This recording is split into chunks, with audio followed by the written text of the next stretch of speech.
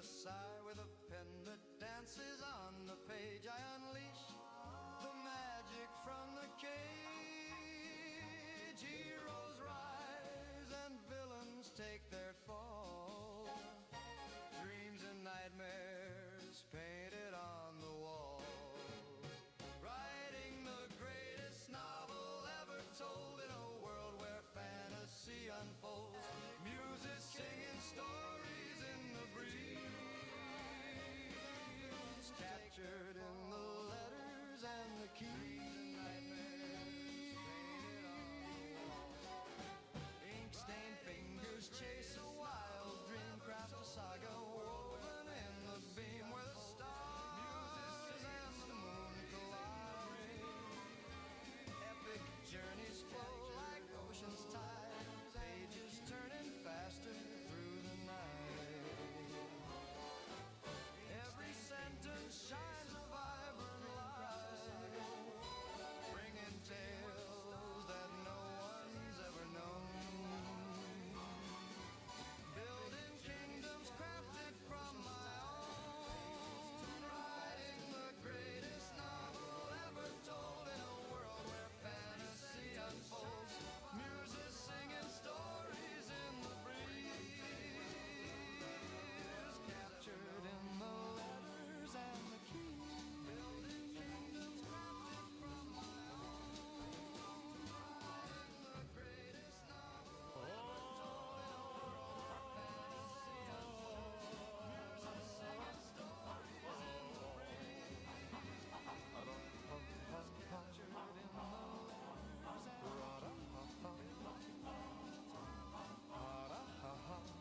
they see you even in the dark. They fly through the night listening to your heart's desire. No emotions or feelings, empty eyes devoid of light. Aliens that wander the galaxy, reapers of time and space. They are the dolls of intellect, planted in the darkest of space. They are the dolls that lack nightmares that obliterate, eviscerate, terminate. Galaxy reapers of time and space. The mystery professor's greatest enemy, creatures from the planet scary old. A world of night and despair, where galaxies go to perish and the light fades to black. They destroy the professor's people, obliterated the planet Malivray, eviscerated the moment's monarchs, terminated them all in the moment war. Galaxies go to perish on the edge of space. They destroy the professor's people, into the endless abyss. They feed on dying wishes. They are the dolls of intellect, a planet in the darkest of space. They are the dolls that lack nightmares that obliterate, eviscerate, terminate. They feed on dying wishes.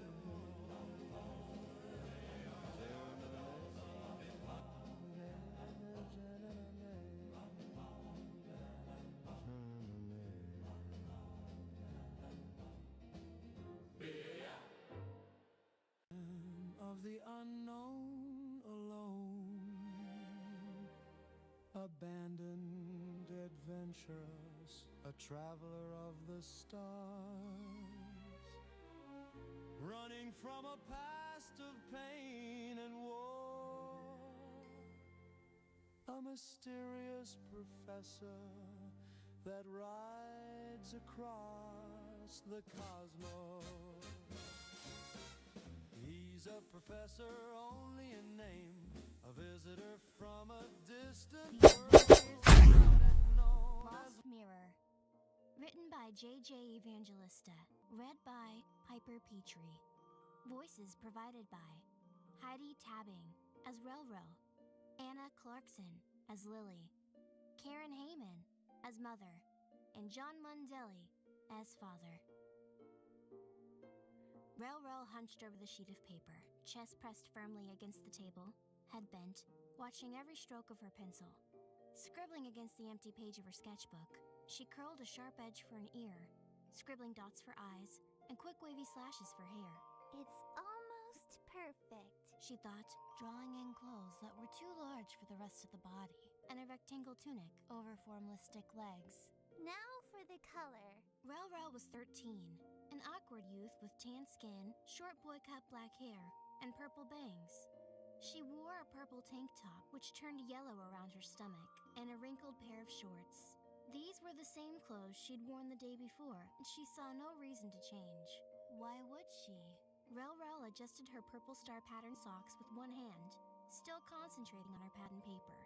She hopped off her stool, leaving the pencil rolling across the paper as she scuttled out of the kitchen, past the counter, and into the hallway.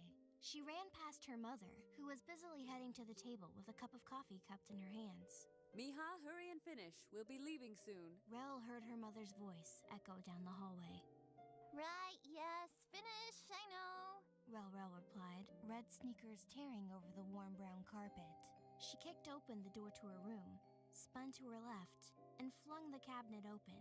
Rel, over here now. Called Father from the kitchen. Breakfast is getting cold.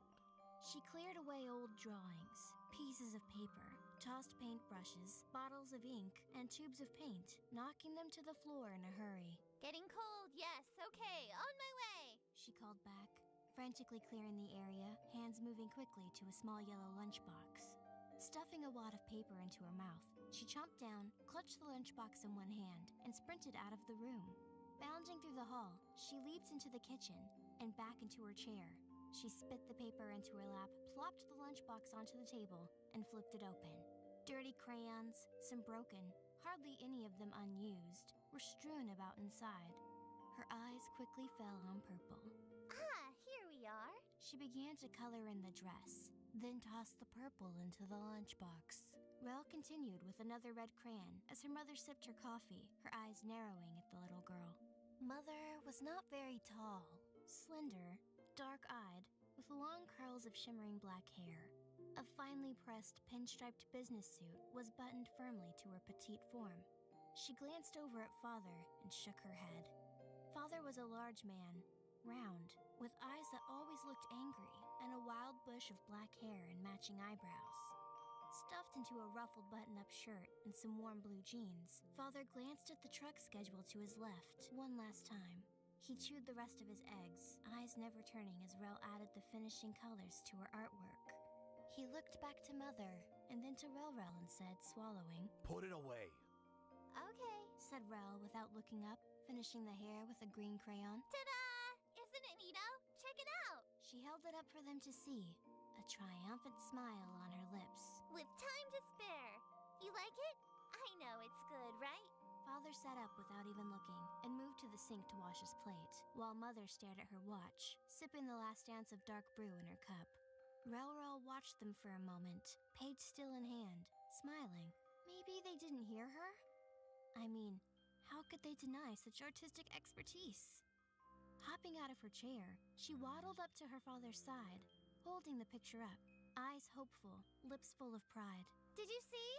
A sigh left Father's frown, and he said in a gruff voice, without turning to look at her. I said put it away.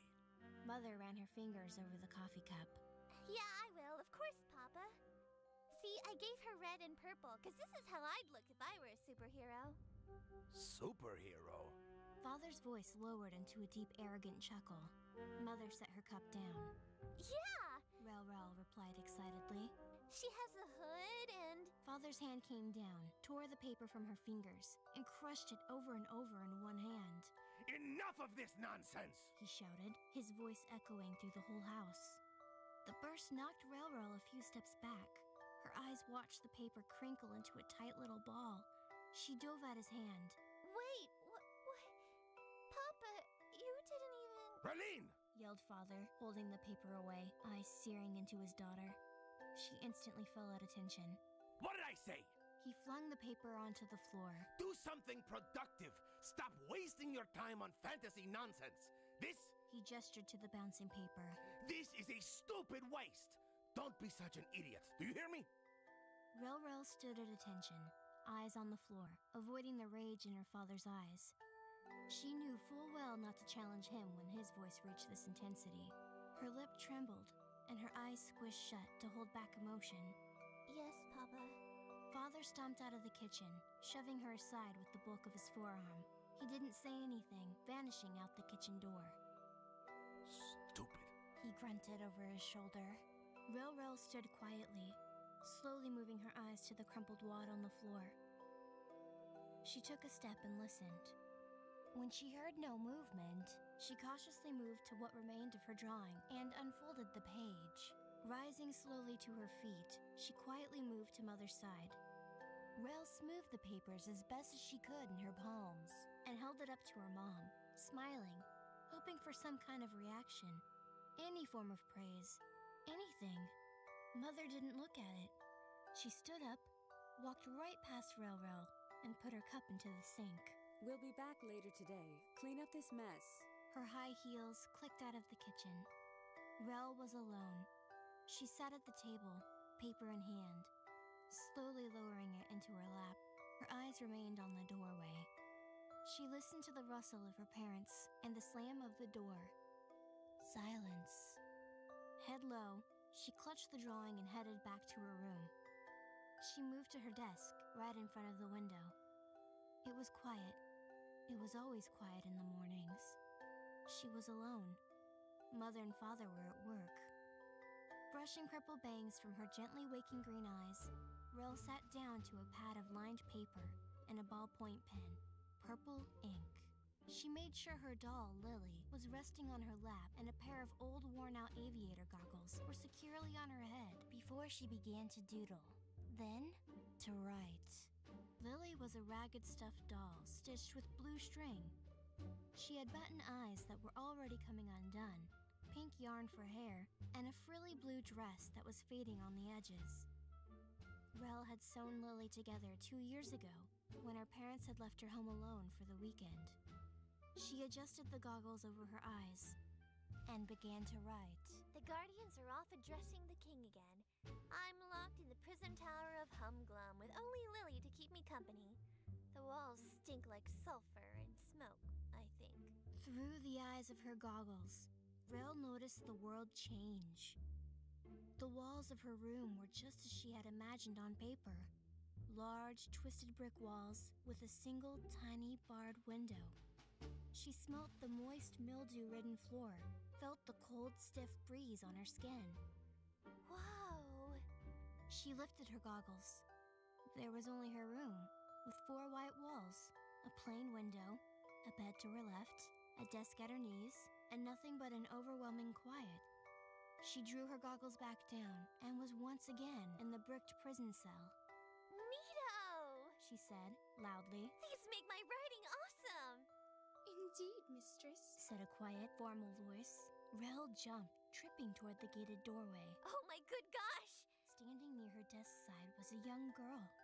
She stood a bit taller than Rel. She had long, flowing pink locks and a brilliant cerulean dress with a skull pendant on her neck. Her sweet, innocent blue eyes stared back as she curtsied, bowed her head, and said, salutations. I live only to serve you, princess. Ask and I will obey. Lily? You're big. Rel's eyes darted back and forth. You're talking to me? Rel lifted her goggles and saw only the old stuffed doll. Lily did not speak until Rel placed the goggles down and revealed the sweet young lady. I am, mistress, Said Lily. Butterfly wings in her hair, completely covering her ears, swayed as she spoke. Rel stumbled away, hands raised in a warding off gesture. Back, foul wretch! Lily took a gentle step forward, never losing her posture. Mistress? Don't mistress me, Buster Brown! Finger aimed at the doll, Rel rose to her feet, lower lip pulled forward. I know what you're here for. If the doctor has taught me anything, I'm not going anywhere. no matter how wiggy your police box is. She wrinkled her nose. Do you have a police box? Police box? Lily tilted her head. Yeah, Rel eased her defense, slightly. you know, time and space. Time and what, mistress? She smiled at that fondly. Relative dimension and space, actually. If you say so. Said Lily. Don't change the subject! Rel plucked a paintbrush from the floor and brandished the bristles. I will end you. Stepping forward, reaching out her hand, Lily said politely, Mistress, if you please. I said away, foul beast! Rel hurled the goggles from her eyes and dove onto the bed, rolling into her covers. Cocooned in the blankets, she peeked through a small opening near her pillow, glancing into the room. Glaring at the stuffed doll sitting on her notebook, Rel crawled out of her sheets, scurried on all fours to the foot of her chair, and cautiously peeked her eyes above the top of the desk. The doll didn't move. Rel poked Lily's yarn hair, then quickly ducked out of sight. She waited for the voice. Come on, change! She rested her nose on the lip of her desk. Give me a reason to end both your hearts. Her eyes shifted from Lily's button eyes to the frill of her dress, searching, waiting for any sign of movement. Nothing. Lily did not stir. Ever vigilant, Rel stood up, backed away, and sat on her bed. Good. Right. Yes. I like you better this way. Eyes never leaving those dark buttons, she folded her hands and waited. Silent. As you should be. Curling up onto her bed, Rel rested her head on her pillow, still staring at the doll. Her eyes moved to the goggles on the floor, then back to the doll. She wrung her hands, pursed her lips. With a huff, she closed her eyes, murmuring, Don't want to talk to you anyways. Course not. Why would I?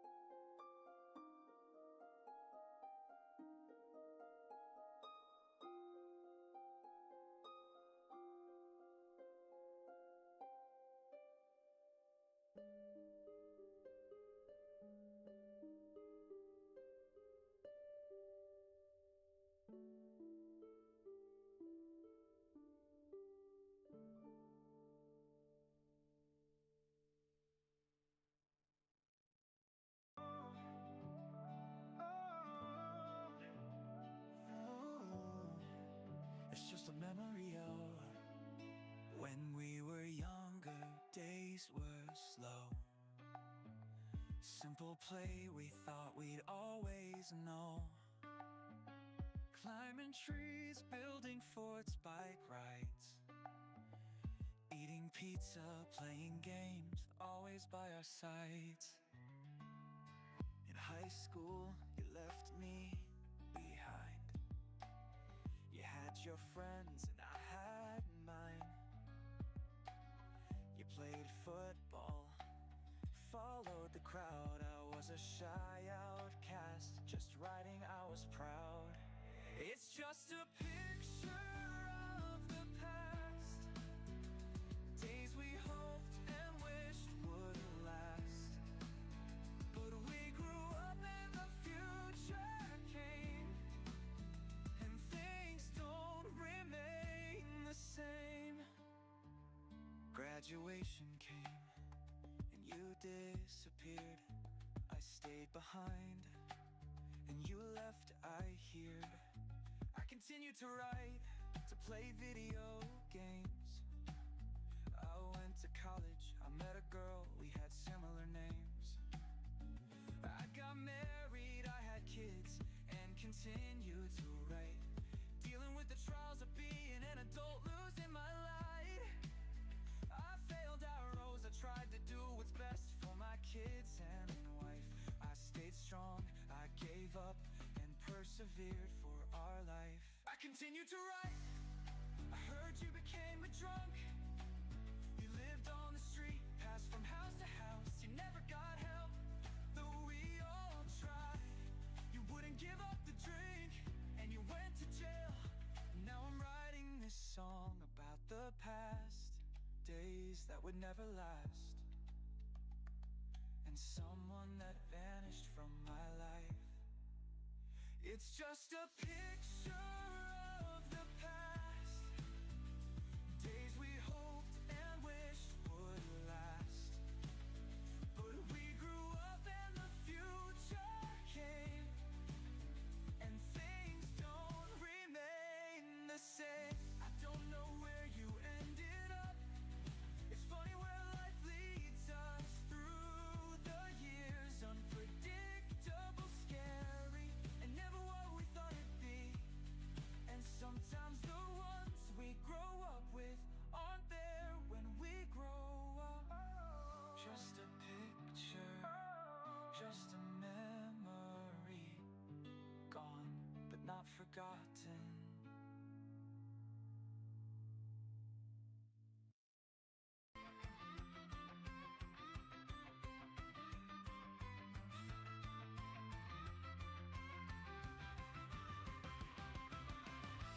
Auntie, I like you, and we'll be friends together.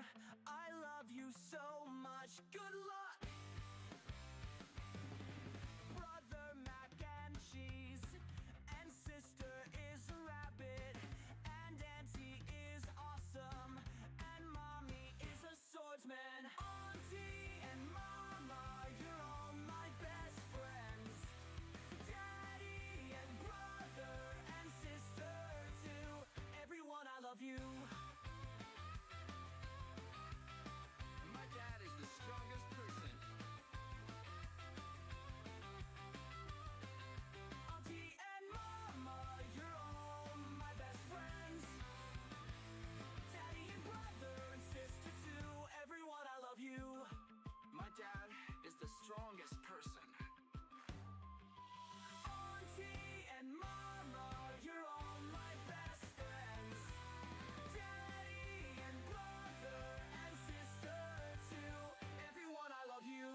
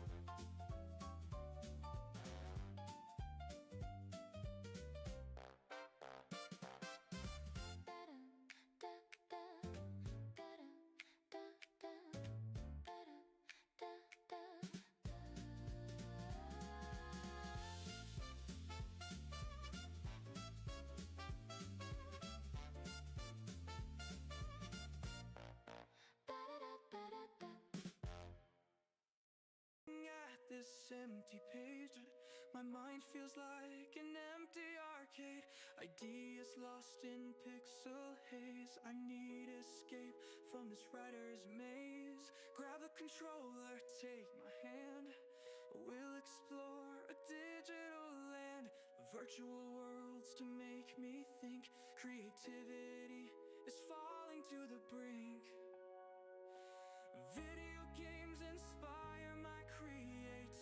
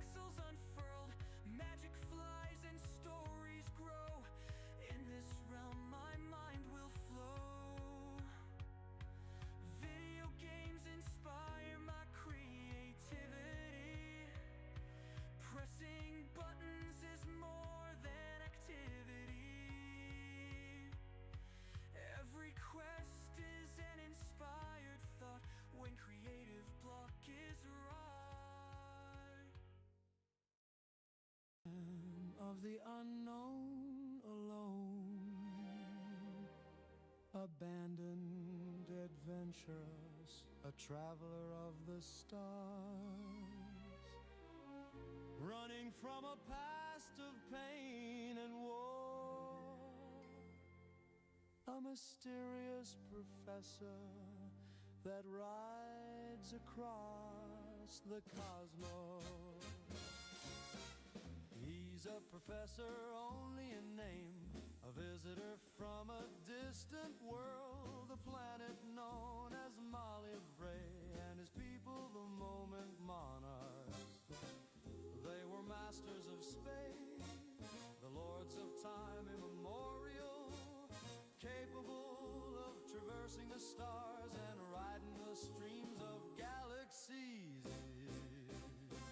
The mystery professor, traveler, explorer, alone he rides in his mysterious star, which stands for search, the ambitious request, a vehicle that warps through space. The moment monarchs granted wishes, traveled the galaxy to find the hopeful, using their star to blend in disguise, so that they could grant the heart's desire. With the power of their corona crowns, they could manifest the greatest aspiration, stars morphing into their surroundings to blend into the world they traveled to. And so it was for eons, the moment monarchs granted wishes, exploring, blending in, and leaving like wish, granting phantoms. Once upon a time, the dolls of Ithalak appeared, reapers of time and space, and devourers of dying wishes. In a moment of war, they wiped out the moment monarchs. The mystery professor, traveler, explorer, alone he rides in his mysterious star, which stands for search, the ambitious request, a vehicle that warps through space. And in his terror, as his world collapsed and burned, the mystery professor fled the planet Malivray. He fell onto an unknown planet. His star turned into a blue public call bar before it glitched, malfunctioned, and got stuck as a telephone booth.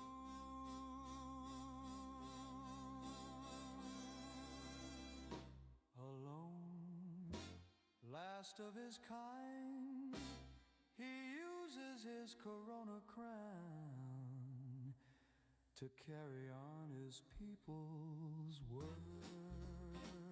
In mystery, a professor only in name, last of the moment monarchs. Thank you for joining us at Muse Realm Radio. Remember, every book and cover is different.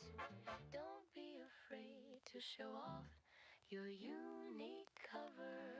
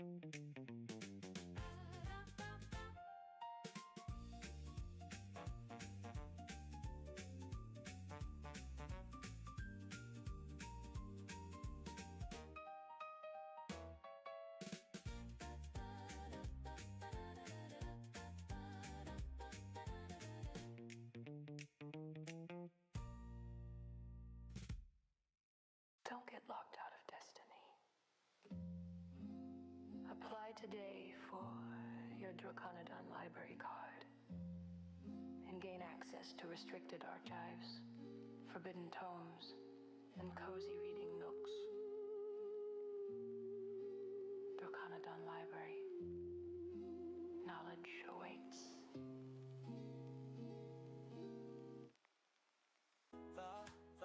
The robbery. Ooh, it's just a memory. When we were younger, days were slow. Simple play we thought we'd always know.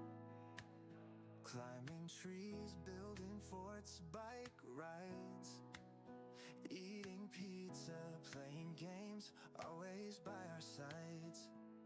In high school, you left me behind. You had your friends, and I had mine. You played football, followed the crowd. I was a shy outcast, just right, and I was proud. It's just a picture of the past.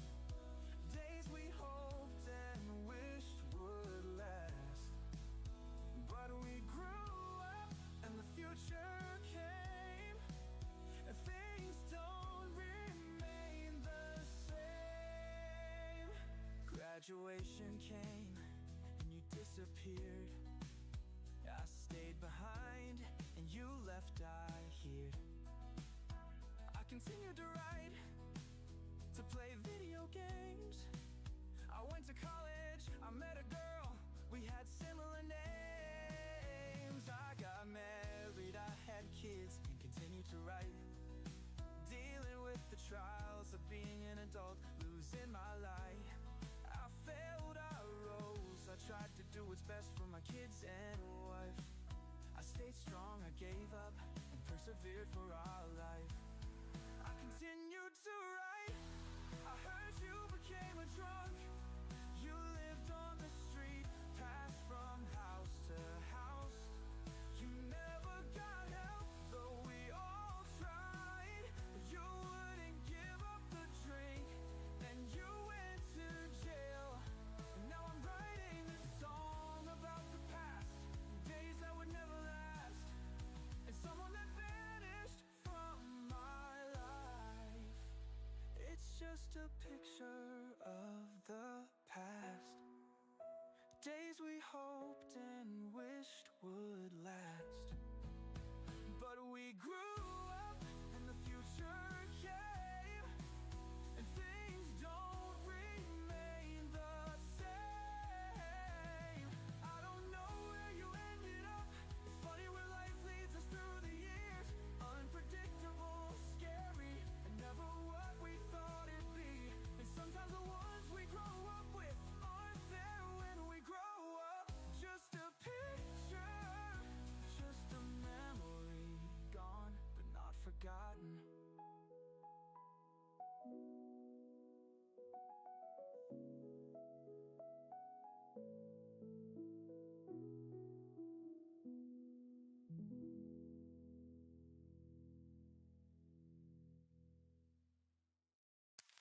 Now, on to a short news break. Muses are concerned as the novel of Rockmuel's Resolution Gate blinked to life during the moonrise hours. The Resolution Guardian surfaced for the first time in over 1,000 chapters, and its terrifying roar can still be heard echoing across the dune wastes. What does this rare occurrence mean? Updates as they become available. And that's all for the news. Glad you can be here with us at Muse Realm Radio. Remember, no story is quite like yours. Tell it your way.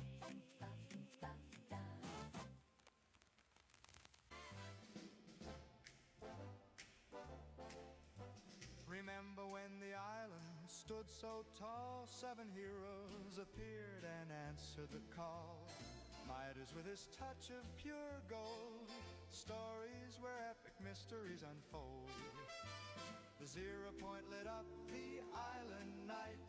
Dimensions clashing, legends fight. Where did they go, the tales we used to weave? Now it's chaos, hard to believe.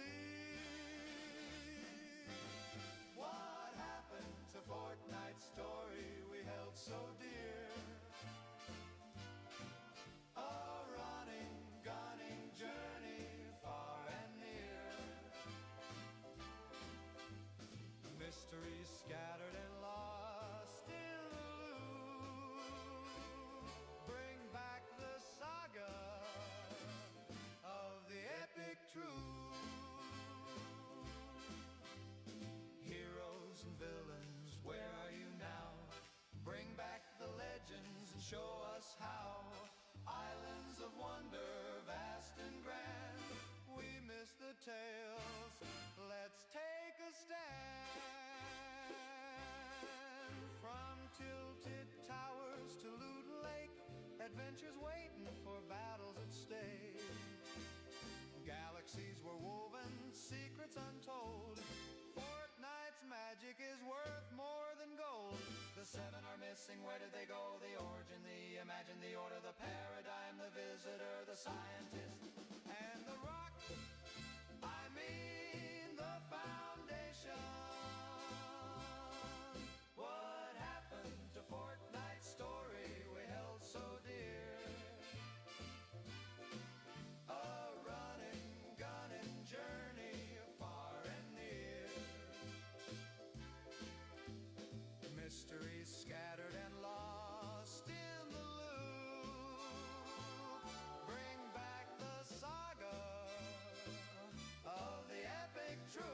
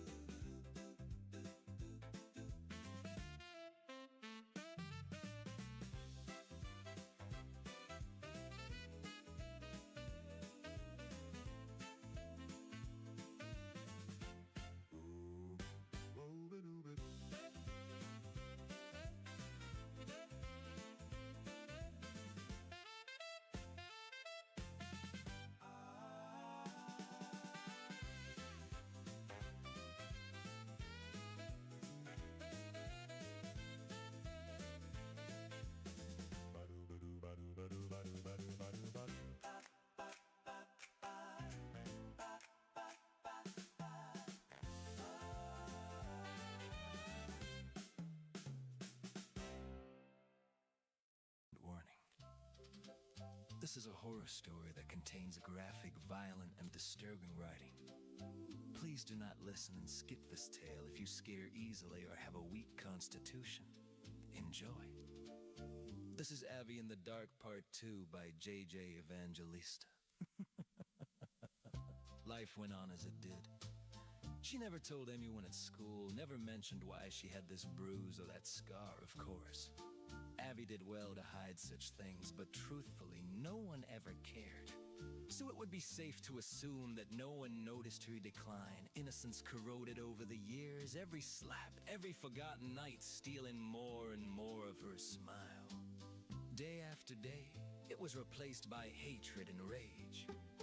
Abby bottled this inside, and for a while, she was able to subdue her own thoughts. Abby could restrain the cruelty and malice growing in her mind. However, she never told a soul, refrained from ever showing her emotions, and made a promise to herself to never get angry. And for a while, it was so. 8 years old soon became 12, then 16, then 18. Every year, she hoped that things would change. Now, 18 years old, Abby had lost herself. It ends tonight, she giggled. Her eyes were devoid of thought or emotion, now just dark pools of hatred. She was a frail wraith, gangly, with skin like ash and hair that was never combed, never cleaned, as unkempt and ragged as her heart. Stepping through the moonlight, Abby's shadow crossed the kitchen in silence, a backpack hoisted across her narrow shoulders. Abby opened the drawer next to the sink. She stopped midway, eyes on the ceiling, listening. No sounds. Gently, she eased the rest of the drawer out and smiled. She admired her sunken reflection in the gleaming blades and smirked. Mommy, listen to the silence. Do you hear? Can you feel it? Abby kissed the razor's edge, running it down her lip till it bled. Shh, it's okay. I just want you to scream. Can you do that for me, Mommy? Scream and everything will be all right. Abby moved into the doorway of her mother's room, eyes glistening in the darkness. Mother slept on a queen-sized bed in the middle of the small bedroom. Moonlight poured through the left window. Abby stood just outside the light. Two objects twinkled into her fingers. She gripped them tightly. This was her moment! Abby lunged into the dark. Good morning, Mommy. Gleaming objects in hand, Abby lowered them violently. They shattered bones, slurred through flesh, and in a spray of black, pinned the sleeping woman to her bed. All the while, Abby hummed Mary Had a Little Lamb. Mother burst with a startled cry, staring face to face with her daughter. Abby plunged a small glass cup down with a twist of her hand until the cry became a burbling hiss. Scream for me! Abby punched, her fist denting something soft and malleable. Glass shattering into 1,000 shards, and Mother's cry became a gurgling muffle. Yes, yes, just like that, you're doing wonderfully. Without hesitation, Abby thrust a knee into the darkness, hunched, head lowered to stare down into Mother's eyes. Abby admired the terrified look with a strange sense of twisted satisfaction. Can you hear my agony? Understand my pain? Mother squirmed, unable to move or speak, pinned to the bed. She was very much aware it's dark in here. Abby hauled a thick, jostling container from her backpack and poured the liquid onto Mother's face. Abby heard a burbling noise as she struck a single match and stared at the flame. I can see you. I love you, Mommy. She released the flame. Abby watched the tiny match twist through the darkness before bursting into a wild flash. It flared instantly, and soon the whole bedroom was on fire. Abby never moved. She stood there and watched as the flames consumed everything. All that was left of the house were ashes. They never found Abby. They never found her body.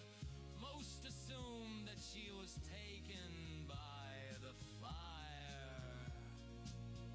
Others say that she ran away. So, when the lights are off, and there is nothing but you and your thoughts, you just might hear, Abby, please, it's dark in here. I can see you. And if you open your eyes, you just might see her standing next to your bed. Have you seen my Mommy? This is the story of Abby. She's missing. Have you seen her? Or perhaps she's already found you.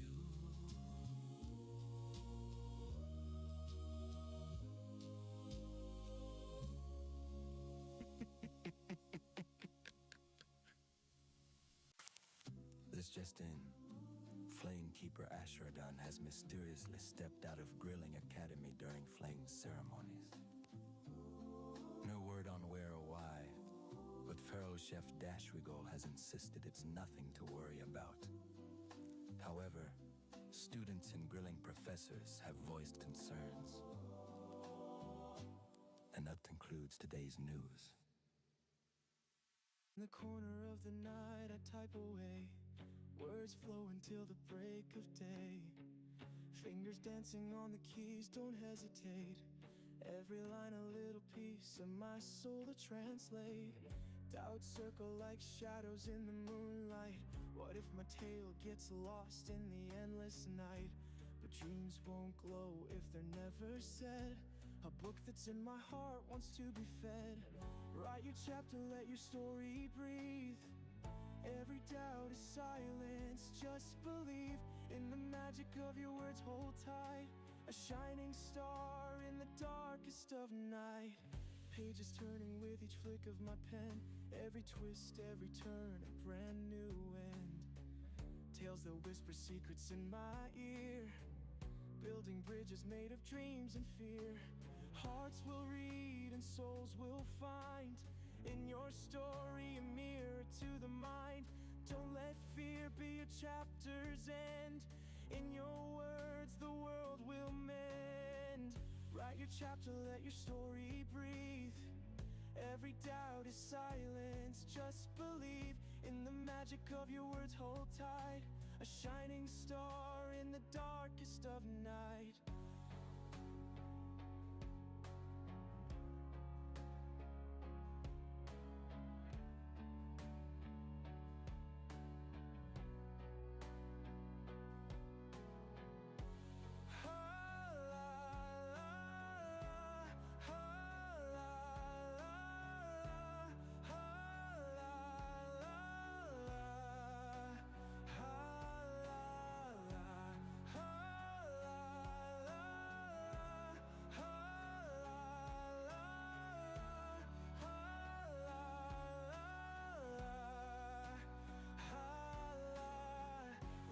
Chapter, let your story breathe.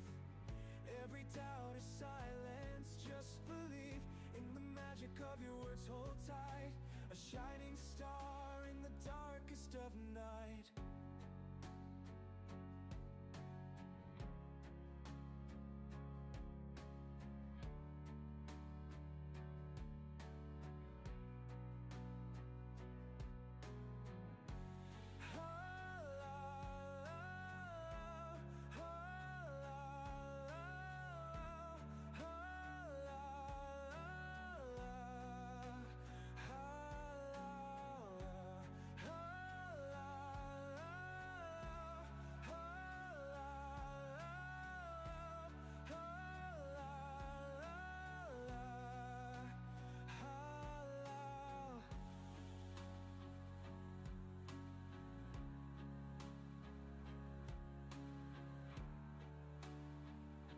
Över det snårbyggde sottybliga man en life is better.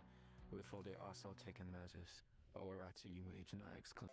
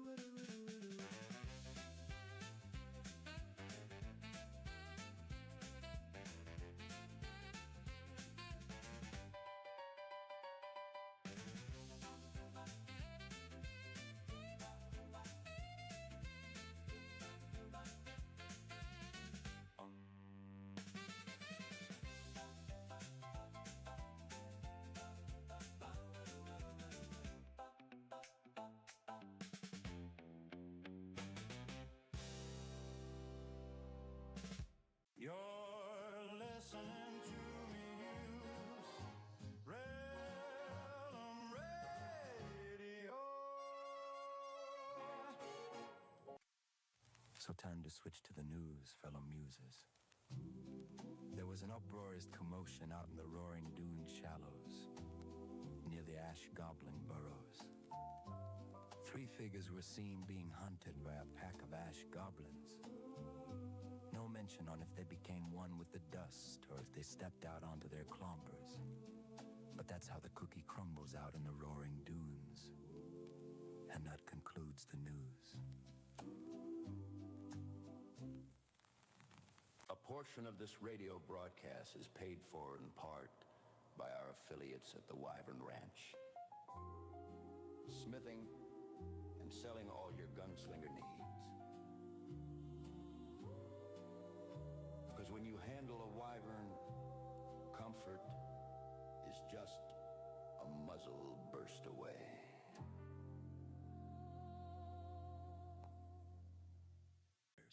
By J.J. Evangelista. Enjoy. Snip, snip, hear him, here he comes. Mr. Cutter's the boy with the scissors made of cookie crumbs. He loves to make friends, he'll make friends with you. If you give him a chance, he'll show what he'll do. Mr. Cutter's cuts, of course, and takes with a friendly smile. Then disappears and reappears after a little while. Like a bandit, he cries, "Friendship," and cuts. People wonder if Mr. Cutters is nuts. He cuts in the name of friendship, and he loves one and all. And the name of friendship is the reason he'll call.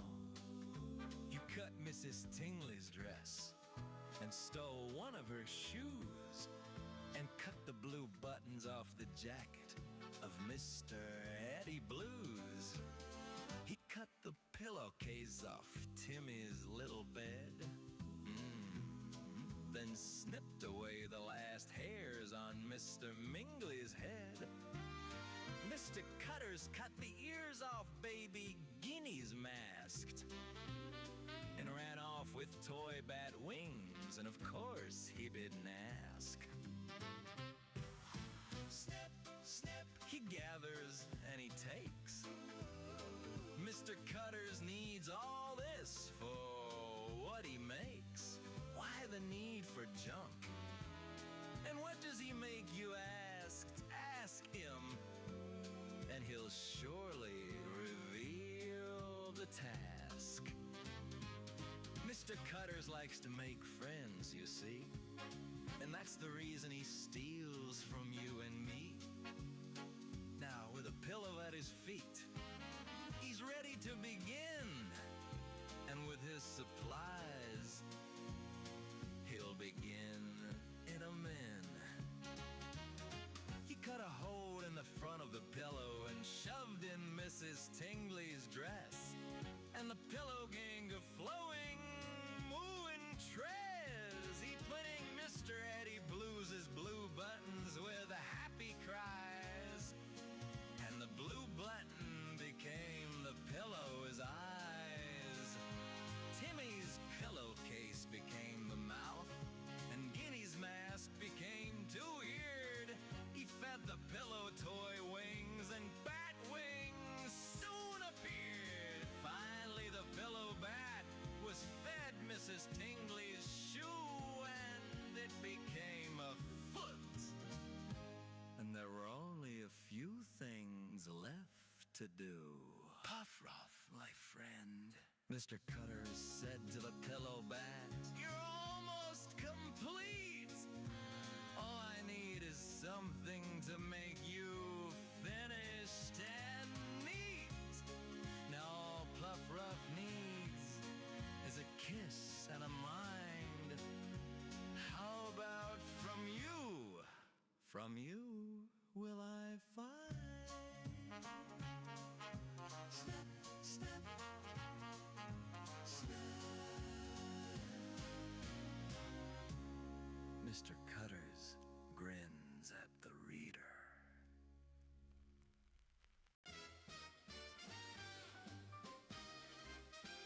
Auntie, I like you, and we'll be friends together. I love you so much. and cheese, and sister is a rabbit. And auntie is awesome. And mommy is a swordsman. Auntie and mama, you're all my best friends. Daddy and brother and sister too. Everyone, I love you. My dad is the strongest person. Auntie and mama, you're all my best friends. Daddy and brother and sister too.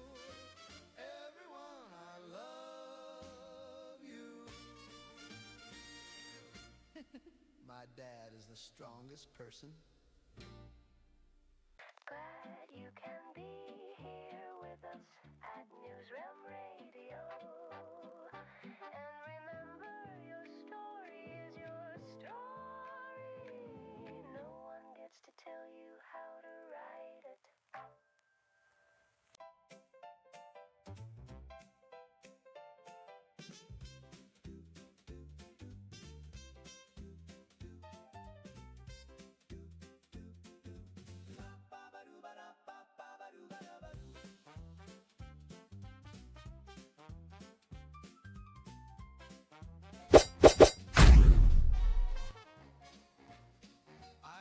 And that brings us to the end of today's journey through the Muse Realm. I hope you were inspired and got some work done, or at the very least fleshed it out, if only a little bit.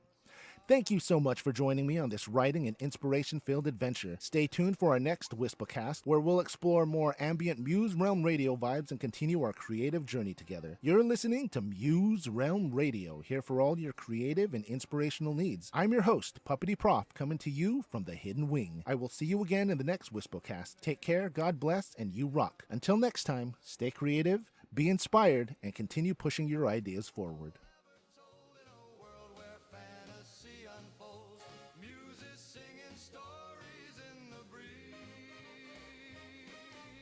Captured in the letters and the keys.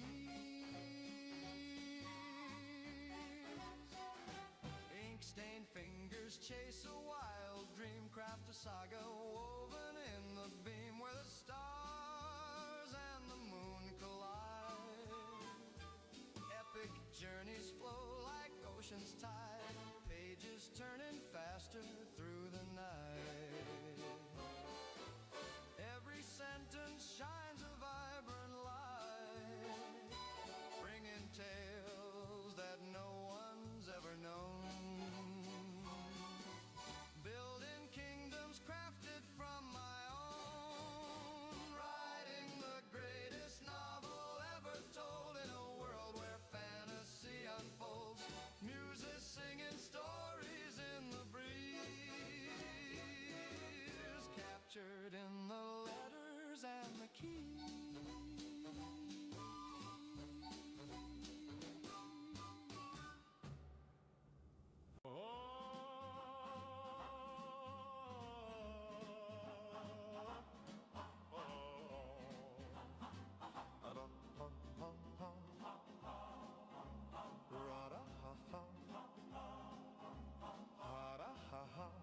They see you even in the dark. They fly through the night, listening to your heart's desire. No emotions or feelings, empty eyes devoid of light. Aliens that wander the galaxy, reapers of time and space. They are the dolls of Ithalak, a planet in the darkest of space. They are the dolls that lack nightmares that obliterate, eviscerate, terminate.